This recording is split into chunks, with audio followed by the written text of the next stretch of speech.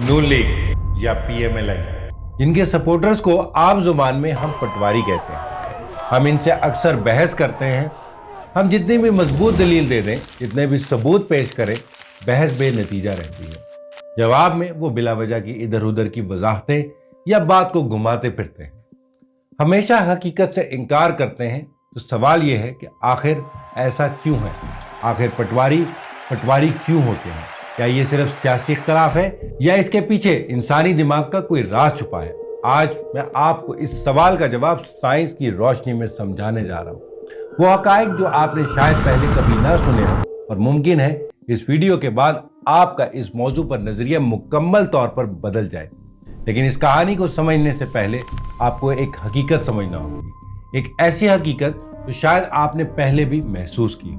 असल मसला ये नहीं होता कि वो आपकी बात समझ नहीं सकते, बल्कि असल मसला ये होता है कि वो समझना ही नहीं चाहते। क्योंकि अगर वो सच को कबूल कर ले तो उन्हें अपने बारे में, दुनिया के बारे में और उन झूठों के बारे में सोचना पड़ेगा जिनमें वो बरसों से जी रहे होते हैं। और सच का सामना करना आसान नहीं होता, इसलिए अक्सर लोग सच को कबूल करने की बजाय आसान रास्ता चुनते हैं, वो नादानी का इंतखाब करते हैं। ज्यादातर लोग समझते हैं कि नादानी का मतलब है कम अकल होना, कम तालीम याफ्ता होना, बेवकूफ होना। लेकिन अगर मैं आपको कहूं कि असल नादानी ये नहीं होती, असल नादानी ये है कि इंसान के पास समझने की सलाहियत हो, लेकिन वो खुद ही सच से आंखें बंद कर ले। इससे पहले कि मैं आपको तारीख के उस मुकाम की तरफ ले जाऊं जहां एक वाकये से आपको इसका जवाब मिले, मैं आपको उससे बिल्कुल मुख्तलिफ लोगों से मिलवाना चाहूंगा। ये लोग पटवारियों से बिल्कुल मुख्तलिफ होते हैं, जहां तक कि इनके लीडर भी पटवारियों के लीडर से बिल्कुल मुख्तलिफ होते हैं। जैसे कि इमरान खान। हमारे जहनों में अक्सर ये सवाल उठता है कि आखिर इमरान खान इतने सख्तगीर कैसे हैं? वो इतनी बहादुरी से इतनी मुश्किल जेल कैसे काट रहे हैं? वो कोई लचक का मुजाहरा क्यों नहीं करते? ऐसी कौन सी गैबी ताकत है या ऐसी कौन सी दिमागी सलाहियत है जो इन्हें इतना मजबूती से खड़े रहने पर कायम रखे हुए हैं? तो आइए पूरी कहानी क्या है, आज इन दोनों तरह के लोगों को हम साइंस की रोशनी में समझते हैं कल्बे फैसल के साथ। 1942, जहां तारीख में हमें एक ऐसा वाकया दिखाई देता है जो इस सवाल का जवाब देता है। एक आम आदमी, एक आलमे दीन, जिसे दुनिया ने बाद में एक शहीद ज़मीर कहा, जिसे नाजी हुकूमत ने जंग खत्म होने से सिर्फ चंद हफ्ते पहले फांसी दे दी। और मरने से पहले वो इंसान ये समझ चुका था कि बुराई कैसे फैलती है और क्यों एक ऐसी लकीर होती है जिसे एक बार पार करने के बाद लोग वापस नहीं आते। इस आदमी का नाम था डीट्रिक बोनोफर, एक ऐसा नाम जो शायद तारीख की किताबों में मौजूद है, लेकिन इसके ख्यालात हमेशा दबाने की कोशिश की गई। दिसंबर का महीना था, यूरोप आग में जल रहा था, जर्मनी जंग के अरूज पर था और नाजी हुकूमत अपनी ताकत की इंतहा पर खड़ी थी।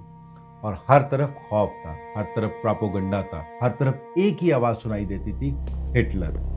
लाखों इंसान मर रहे थे और करोड़ों इंसान खामोश थे। इस माहौल में जर्मनी के अंदर एक शख्स बैठा था जो बज़ाहिर एक पादरी था, लेकिन हकीकत में वो एक मुज़ाहमतकार भी था, वो एक खुफिया एजेंट भी था, डीट्रिक बोनोफर। वो जर्मन फौज की इंटेलिजेंस नेटवर्क में काम कर रहा था, लेकिन उसका असल मिशन था हिटलर के खिलाफ मुज़ाहमत को अंदर से मजबूत करना।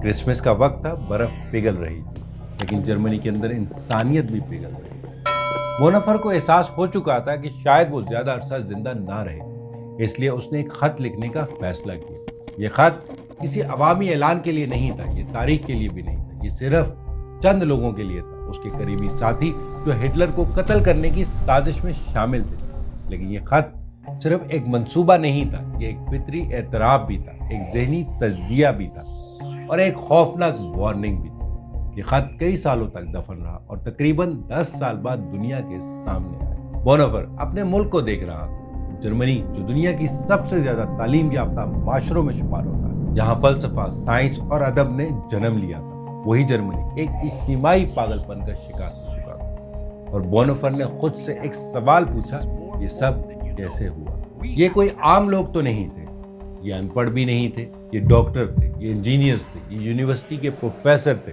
ये ज़हीन तरीन लोगों में शुमार होते थे। फिर ज़हीन लोग इस अंधी तकलीद और इस बुराई का हिस्सा कैसे बन गए? बोनोफर के तज्जिये के मुताबिक इस सवाल का जवाब इंतहाई हैरान था। उसने कहा, ये जहालत और जुल्म भी नहीं था, ये थी हमाकत। लेकिन ये वो आम हमाकत नहीं थी जिसे हम रोजमर्रा जिंदगी में समझते हैं। وہ لکھتے ہیں کہ حماقت برائی سے بھی زیادہ خطرناک دشمن ہے، کیونکہ برائی کو پہچانا جا سکتا ہے، برائی کو بے نقاب کیا جا سکتا ہے، برائی کے خلاف مزاحمت کی جا سکتی ہے۔ برائی انسان کے اندر ایک خلش چھوڑتی ہے، آپ کے ضمیر کو جھنجھوڑتی ہے، لیکن حماقت انسان کو اس مقام پر لے جاتی ہے جہاں وہ سچ کو دیکھ ہی نہیں سکتا، وہ ثبوت کو رد کر دیتا ہے، وہ حقیقت کو جھٹلا دیتا ہے اور منطق کو بے معنی قرار دیتا ہے۔ بونوفر کہتے ہیں کہ حماقت کا تعلق ذہانت سے نہیں ہوتا۔ بہت سے لوگ غیر معمولی طور پر ذہین ہوتے ہیں لیکن پھر بھی حماقت کا شکار ہو جاتے ہیں، اور کچھ لوگ تعلیم یافتہ ہوتے ہی نہیں لیکن وہ سچ کو پہچان لیتے ہیں۔ اصل فرق صرف ایک چیز کا ہے اور وہ ہے آزادی۔ بونوفر یہ بھی کہتے ہیں کہ حماقت ذہنی کمزوری نہیں بلکہ اپنی آزادی چھوڑ دینے کا عمل ہے۔ اب سوال یہ ہے کہ انسان اپنی آزادی کیوں چھوڑتا ہے، اور وہ بھی خود سے۔ جب کوئی طاقتور نظریہ یا تحریک سامنے آتی ہے تو وہ انسان کو 3 چیزیں دیتی ہے: یقین، تعلق اور شناخت۔ انسان کو لگتا ہے کہ یہاں وہ تنہا نہیں رہا، وہ اب کسی بڑے مقصد کا حصہ بن گیا ہے، لیکن اس سب کی قیمت ہوتی ہے، اور وہ قیمت ہے آزاد سوچ۔ انسان سوال کرنا چھوڑ دیتا ہے، وہ تحقیق کرنا چھوڑ دیتا ہے، وہ صرف نعرے دہرانے لگتا ہے۔ اور اس سب کی سب سے خوفناک تبدیلی یہ آتی ہے کہ انسان اپنی سوچ چھوڑ دیتا ہے، وہ ایک آلے کے طور پر کام کرتا ہے، وہ ظلم کر سکتا ہے اور اسے ظلم محسوس بھی نہیں ہوتا، وہ غلط کام کر سکتا ہے اور اسے صحیح سمجھتا ہے۔ اس لیے ایسے لوگوں سے بحث کرنا تقریباً ناممکن ہو جاتا ہے۔ بونوفر اپنے گہرے مشاہدے میں کہتے ہیں کہ حماقت ایک فرد کا مسئلہ نہیں، یہ ایک اجتماعی بیماری ہے۔ جب لوگ کسی گروہ سے جڑنے کی شدید خواہش رکھتے ہیں تو وہ اپنی آزادی قربان کر دیتے ہیں، اور یہیں سے آمرانہ نظام کی بنیاد کھڑی ہو جاتی ہے۔ 1942 میں بونوفر ہمیں اس مسئلے کا حل بھی دیتے ہیں۔ وہ کہتے ہیں حماقت کو دلیل سے کبھی ختم نہیں کیا جا سکتا، حماقت کو تعلیم سے بھی ختم نہیں کیا جا سکتا، حماقت کو صرف آزادی سے ختم کیا جا سکتا۔ انسان کو آزاد سوچنے کی اجازت دینا ہی اسے اس بیماری سے نکال سکتا ہے، لیکن اکثر ایسا تبھی ممکن ہوتا ہے جب طاقت کا دباؤ ختم ہو جائے۔ جیسا کہ آپ جانتے ہیں کہ بونوفر نے یہ خط 1942 میں لکھا، ٹھیک 4 ماہ بعد انہیں گرفتار کر لیا گیا، اور پھر 9 اپریل 1945 کو جرمنی کی ڈیفیٹ سے صرف 4 ہفتے پہلے انہیں پھانسی دے دی گئی۔ وہ خود جرمنی کی آزادی نہیں دیکھ سکے جس کے لیے وہ لڑ رہے تھے، لیکن ان کے الفاظ زندہ رہ گئے۔ 1942 سے لے کر آج تک 84 سال گزرنے کے باوجود ہم دیکھتے ہیں کہ پٹواری آج بھی زندہ ہے۔ آپ کو سب کچھ بالکل واضح نظر آتا ہے، لیکن جب آپ پٹواری کو سمجھانے کی کوشش کرتے ہیں تو اکثر آپ کو حیران کن رد عمل ملتا ہے۔ کبھی آپ کو خالی نظروں سے دیکھتے ہیں، کبھی وہ ناراض ہو جاتے ہیں، دفاعی ہو جاتے ہیں، جیسے آپ نے ان کی بے عزتی کر دی ہو، حالانکہ آپ نے صرف سچ بات کرنے کی کوشش کی ہوتی ہے۔ وہ بس بلا وجہ کی بحث کرتے ہیں، کوئی لاجک نہیں سمجھتے، اور ان کے پاس آپ کو دینے کے لیے کوئی ٹھوس بات نہیں ہوتی، کیونکہ وہ اپنی آزادی اپنے لیڈر کے سپرد کر چکے ہیں، اور اب ان کی عزت ان کے لیڈر کی عزت میں ہے۔ اس لیے وہ ہر حال میں ان کی خامیاں، برائیاں سب کو نظر انداز کرتے ہوئے ان کو ڈیفینڈ کرتے ہیں۔ اور اب آتے ہیں اپنے ان دوسرے لوگوں کی طرف جیسے عمران خان۔ آخر وہ اتنی مضبوطی سے کیسے کھڑے رہتے ہیں؟ تاریخ ہمیں یہ بھی سکھاتی ہے کہ ہر دور میں کچھ ایسے لوگ ہوتے ہیں جو سوال پوچھنے کی ہمت رکھتے ہیں، وہ لوگ جو طاقت سے نہیں بلکہ سوچ سے لڑتے ہیں۔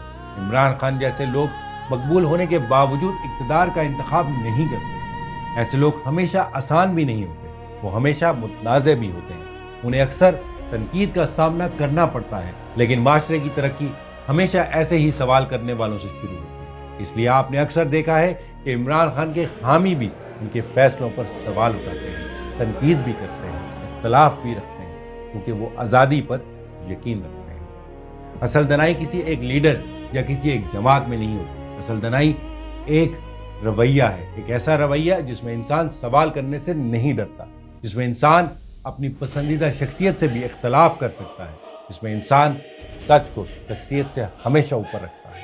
تو یہاں سب سے امپورٹنٹ سوال یہ ہے کہ پاکستان کے لیے ان حالات میں سب سے زیادہ ضروری چیز کیا ہے؟ نیا لیڈر، نئی جماعت یا پھر نیا نظام؟ شاید ان میں سے کچھ نہیں، بلکہ یقیناً کچھ نہیں۔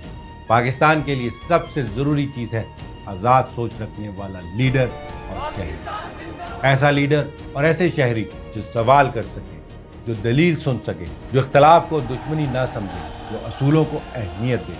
یہ تھا قلب فیصل، جہاں ہم صرف کہانی نہیں سناتے بلکہ تاریخ کے خط سے حقیقت اور سوچ کو زندہ رکھنے کی کوشش کرتے ہیں۔ پاکستان زندہ باد۔ Like and subscribe. جزاک اللہ۔